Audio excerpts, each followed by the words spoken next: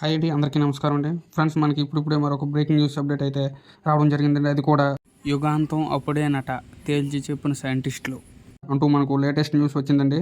అయితే ఇందుకు సంబంధించిన పూర్తి వివరాలు అయితే తెలుసుకుందామండి. వీడియోని అయితే ఎక్కడ స్కిప్ చేయకుండా చూడండి ఫ్రెండ్స్. వీడియో నచ్చినట్లయితే ఒక లైక్ చేయండి ఫ్రెండ్స్. లైక్ చేయడం వలన మనకు తెలిసిన ఇన్ఫర్మేషన్ మరి కొంతమందికి రీచ్ అయ్యే అవకాశం ఉంటుంది. ఇక లేట్ చేయకుండా వివరాల్లోకి వెళ్ళిపోదాం. 2050 కల్లా యుగాంతం అంతమవుతుందా? డైనోసార్స్ మాదిరిగా మనుషులు కూడా అంతరించిపోతారా? నిజంగా యుగాంతం జరుగుతుందా?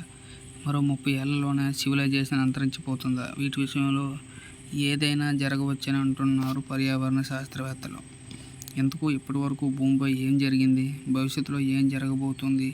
పర్యావరణ శాస్త్రవేత్తలు ఏమంటున్నారు? National Centre for Climate Restoration సంస్థ నివేదికలో ఏముందో తెలుసుకుందాం.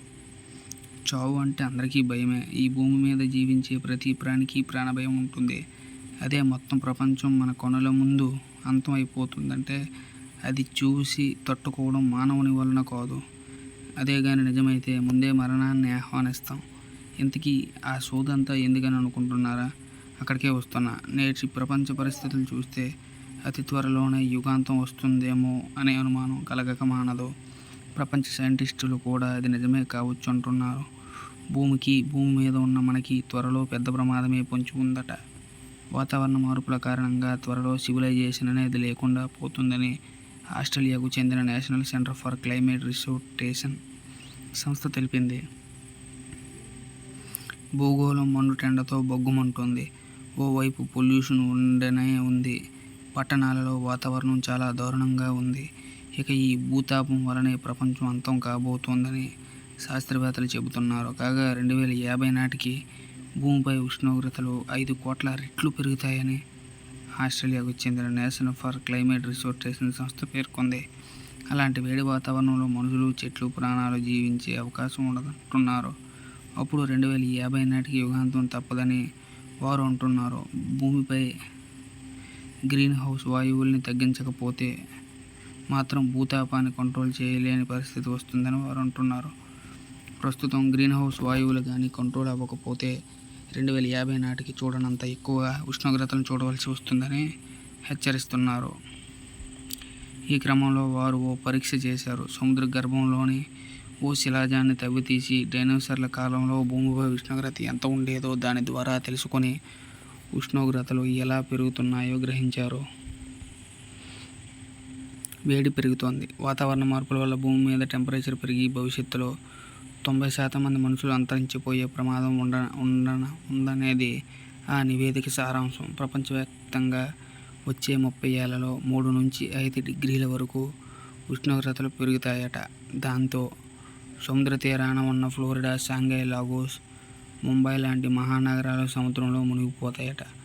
అలాగే పెరుగుతున్న ఉష్ణోగ్రతల వల్ల 90% మంది జనాభా కూడా అంతరించిపోతారని National Centre for Climate Restoration సంస్థ వెల్లడించింది.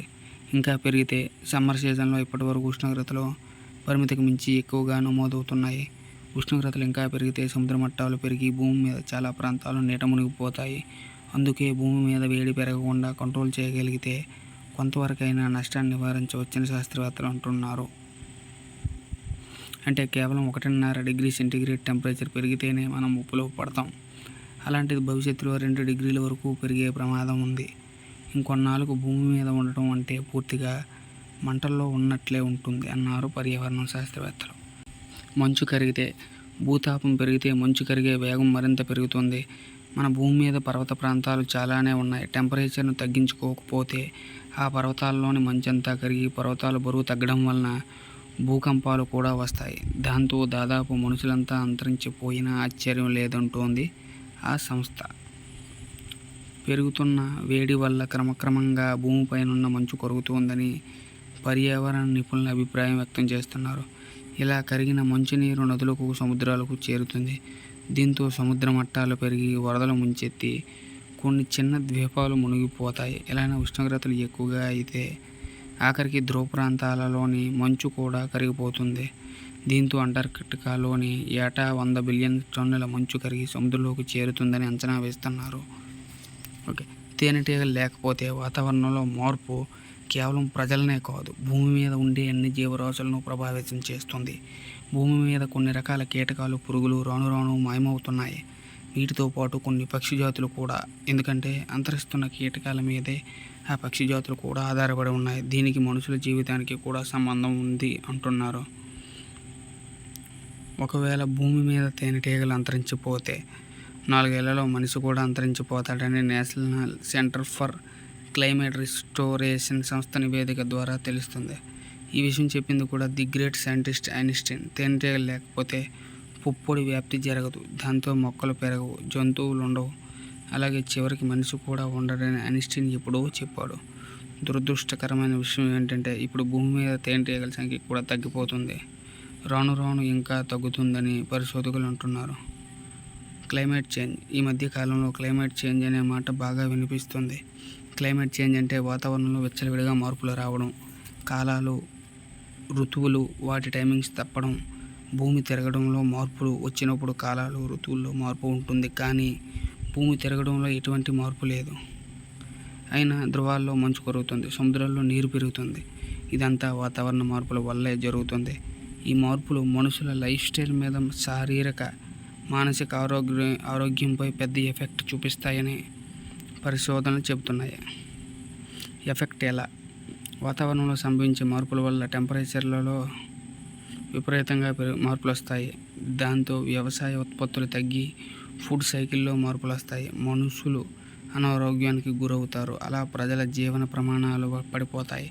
ఇంకా వాతావరణ మార్పుల వల్ల పర్వత ప్రాంతాల్లో కొండలు విరిగిపడడం, మంచు పర్వతాలు కరిగిపోవడం, వరదలు రావడం లాంటి ప్రకృతి వైపరీత్యాలు కూడా జరుగుతాయి.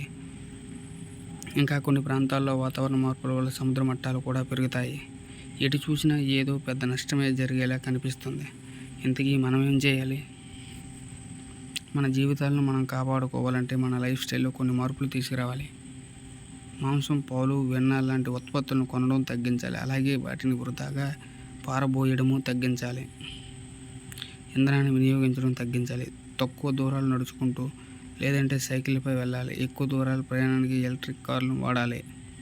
విమాన ప్రయాణాలు తగ్గించుకుని బస్సులు, రైళ్లలో రాకపోకలు సాగించాలి. దుస్తులు ఎండబెట్టేందుకు డ్రైయర్లను వాడే కంటే చక్కగా తాడు కట్టి దానిపై ఆరబెట్టడం మంచిది. కొనే ప్రతి వస్తువు కార్బన్ రహితమో కాదో చూసుకోవాలి. కనీసం తక్కువ కార్బన్ విడుదల చేసేది అయ్యుండేలా జాగ్రత్త పడాలి. ఉష్ణోగ్రతలు తగ్గించాలంటే 2030 నాటికి ప్రపంచవ్యాప్తంగా కార్బన్ ఎమిషన్స్ 40% తగ్గాలి. 2050 నాటికి 85% రెన్యూవబుల్ విద్యుత్తును వాడాలి. బొగ్గు వినియోగాన్ని పూర్తిగా ఆపేయాలి. ప్రపంచవ్యాప్తంగా 70 మిలియన్ల చదరపు కిలోమీటర్లలో ఇంధనాల తయారీకి ఉపయోగపడే మొక్కలు ఉండాలి. అంటే సుమారు ఆస్ట్రేలియా దేశం మొత్తం ఎంత విస్తీర్ణం ఉందో అంత విస్తీర్ణంలో జీవ ఇంధనాల తయారీకి ఉపయోగపడే మొక్కలను సాగు చేయాలి. 2050 నాటికి కార్బన్ ఎమిషన్స్ 0కి తీసుకురావాలి.